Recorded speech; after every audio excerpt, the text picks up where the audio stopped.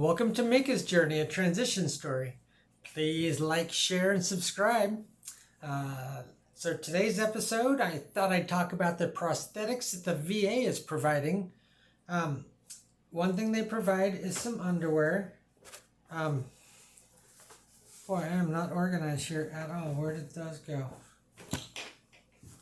Here, this is what the VA provides. It's a thong that has a padded front, so it kind of helps smooth things out a little bit more. But with these underwear, it's all about holding back so that you can keep things where you put them. That's how we'll put that. I'm not small. I'm above average, but I can manage to put everything away, even into this, which I got off of Amazon. And I can tuck with this and hide in this. And then there's these here that I also got off of Amazon. So these are about $15. These are $30.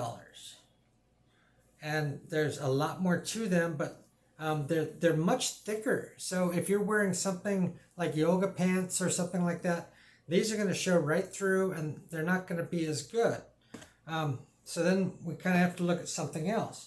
So we get into gaff hiding underwear, something that you hide and it presents a different type of picture. So if these can stay well concealed on the sides, they work very well with a lot of these underwear. I can also wear these, which are also kind of belly controlling, but they'll do the same thing. They just hold everything back. So if it's not tight enough, then things can migrate down, and that's not what you want, then you don't look as good. So then we look at bras. So the first bra I bought was right here. This was off of Amazon, and it was a pocket bra. That's what I was looking for. I thought that's what you need, right? You get breast forms and you get pocket bras. But they really are just a pocket on top. And the problem with this is if you bend over, everything in the pocket falls out. This is very ineffective. Haven't worn these since I got what the VA provides. So here's one that the VA provides. And this one has a rather large pocket to access it on the side. But once you wear it, this is off on your side. So nothing's coming out that way. Everything's supposed to come out the top. And then this one here has a much smaller pocket off on the side. So it's not going to come easily out of there. You have to force it out. Like you can see right here, that doesn't want to come out of there. It stays. Does a nice job. So this is also one type of breast form. So this is a B cup, but this is another type of breast form here. And this one here I originally bought and thought that it would work great. I had no idea. This is what a friend of mine had, with something like this. So I thought, this is what you get. The problem with this is that it has a tendency to flop over. And if you're wearing it and they both flop the same way, you're going to be off center from each other a bit. This is not really great. This works much better. It stays right where you want it, such as this. So it just fits right in there really, really well. And then this is what the VA offers, is something like this. First of all, this is not a B cup. This is what they gave to me as a B cup, but that is huge. And it's very stiff. It doesn't feel natural. This feels much better. The silicone, it's a much better breast form, I think. So also, if you are a breast cancer survivor, you might need a mastectomy.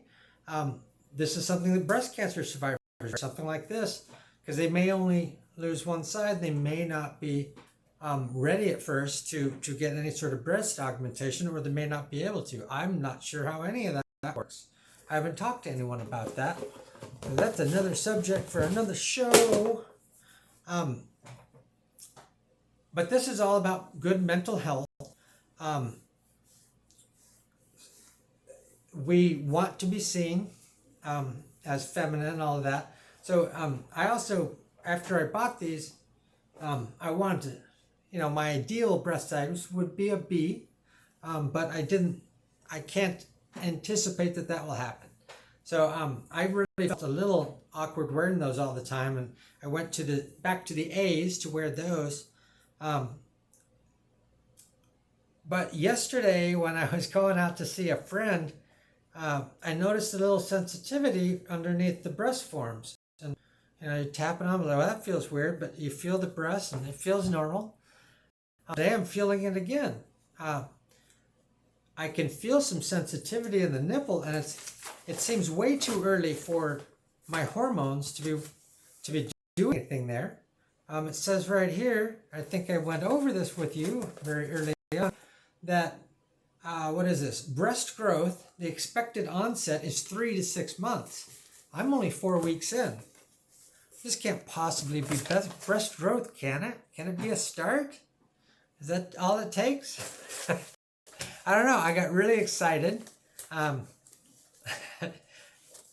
I can't wait to see what happens with this. I'll keep you informed on that. So the next subject I want to talk to you about is a user contributed subject. Someone asked a question. I thought, well, this is probably a good thing to talk about. So I guess this is shifting from what the VA provides to shifting to what my spa provides. So this is not free of charge. This is not through the VA. The VA does electrolysis and laser right here, and that's it. I'm responsible for everything else that I do. So I was asking about the eyebrows. I knew that they did the permanent eyeliner. I saw that, so I'm like, I want to do the eyeliner.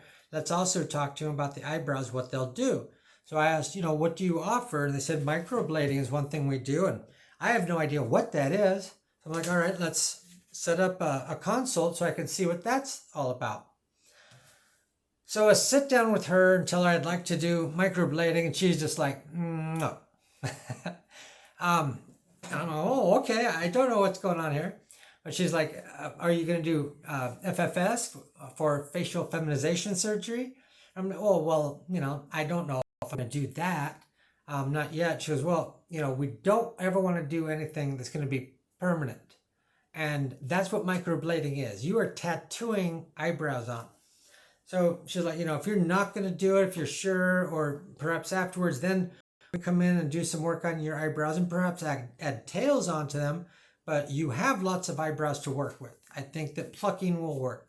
So she said that while she does the eyeliner, she can always work on the eyebrows too. So that's what we decided to do. So I went in and sat down for that. So they have a numbing gel that they put right onto your eyebrow or your eyelashes, right at the base of them. So you have to keep your eyes closed while they're putting that on. And you have to keep your eyes closed while that's on. So the first question she asked is, do you get fluttery? I think that was the question she asked. Do you get fluttery with your eyelashes? I'm like, well, I'm not quite sure what you mean by that. No one's really played with my eyelashes before, so I don't know. I guess having my friend do my eyeliner in the past, I should have known that the answer should have been yes. But I'm like, let's just do it. Let's see what happens. So just getting in there initially with the numbing gel is almost like a little brush. So she's kind of like playing with your eyelashes down there. It's almost like a tickle. And people will flutter their eyelashes. And the problem with that is the numbing gel will get down inside to the eye and it stings. And that stinging causes watering, and that watering gets in the way of all this. So you can't have that. So it's really important that you keep your eyes closed. And this is a 2-hour procedure. So it takes a while for them to do this. So they numb it up. It takes a little bit for that to happen. So she's off prepping. Then she comes back and she starts, and it's almost like a little poke into the base of the eyelashes, just getting that eye right in there. So I think from here, I can see it. You can just make out a solid line down below. And, it's nice. It's a dark base up at the top. It's thin, but it takes up that little tiny space right at the bottom. So I think I could come along with a pencil and probably line that, thicken it out. and even then do tails and all of that. That's what I need to try next. So while she's poking in there, she does this eye, a bunch on this side, and then comes over to this eye, and then she has to take a break. I'm not quite sure what goes on, but it's a 2-hour procedure, and this is the way it goes. So here she has time that she starts plucking the eyebrows. And the only bummer is, now I've had facial surgeries. I've had a surgery here, and I've had 3 eye surgeries, and I haven't gotten to watch a damn one of them. And I'm always so curious. So I had my hand worked on one time, and I got to watch that, and it was so cool watching him do everything and cut you open. So all these procedures on my face, I'd really like to watch. So I wouldn't mind getting electrolysis also to watch how it's done, but I'm going to try to film that. And I wish I'd filmed the eyeliner going on, so I had some idea what was going on. But it's not easy to film something when your eyes closed. So what would I do? I don't know. But this is also in 2 stages. So you have to wait at least 4 weeks. So it's just like any tattoo, in that there'll be some flaking, and some of the dye can wind up coming off in that skin, flaking off. So you're coming back in 4 weeks once that's all done, so that they can then reapply a second time, finish darkening it in. So of course the first thing I do is I'm saying, so you know what I'm going to ask, you want it darker? And I'm like, yes, let's go as dark as we can. Let's do it good. I love this, but she had more of a brown color to begin with. So one thing I had to look up is some tattoos, some tattoo ink has metal, leads, it can't be lead, has some metal in it, something that means that an MRI will interact with it. So they were like, you need to make sure that doesn't happen. It'll all come out there in MRI. So I looked this up, and first of all, I saw that while it's true that some inks contain metal and can react with the MRI, it heats up. It doesn't pull anything out. Nothing's going to get pulled out of your skin, but it does heat up the area. But I asked before she did this, because I've had many MRIs, and I'll probably have many more thanks to all of my health crap. But she said, no, there's no metals in this. There hasn't been for a while. And I don't know if it's just the type that they're using or what, but I said, okay, so I got nothing to worry about there. So, yeah, the other thing is microblading. So that's where they actually go and they tattoo the eyelashes in there. I think they call it microblading because I believe they're actually tattooing on hairs. That's what they're doing, just a bunch of little hairs. So when you look at it, it kind of gives that effect of being hair. The one big problem with microblading is if your natural hair goes gray, I bet you didn't think about that when you did your microblading. So now you gotta go through all the rest of it and add in the dark color elsewhere and start removing the gray hairs, I guess. I don't know. Maybe it is dyeing everything. But I think plucking was the right choice for me, and now I just need to keep it up, and I keep looking at them and wondering, should I thin them out? I think they're shaped just right. When they first were done, I thought this one was thinner than this one. So I waited almost a month before I really started plucking in here because I wanted it to kind of grow back in so that I could make them look the same. I think looking at them, they look good now. If you don't, so please tell me. They look pretty even, right? Don't they? Got a little... See that? That looks better, right? I mean, they look pretty even, don't they? I don't know. But anyway, yeah, so I'll keep you informed on the breast development. I'm not sure. I don't think that it should be starting yet. And it seems early, doesn't it? But it excites me to think that possibly it's not far. It shouldn't be. So, great episode. And until next time, I'm Mika.